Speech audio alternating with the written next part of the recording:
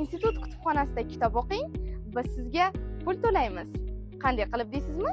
Videoni oxirigacha ko'ring, barchasi haqida bilib olasiz. Namangan davlat pedagogika instituti rektorining joriy yilning 17-aprel kuni 72-uy sonli buyruqlariga asosan kitob o'qish soati tashkil etildi. Ya'ni axborot markazida har kuni soat 15:00 dan 17:00 ga qadar professor, o'qituvchi va talabalar o'rtasida kitob mutolaasi yo'lga qo'yilgan.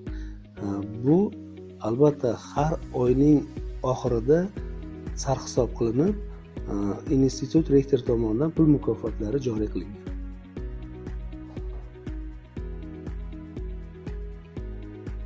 Hozir qanaqa kitob mutolaa qilyapsiz?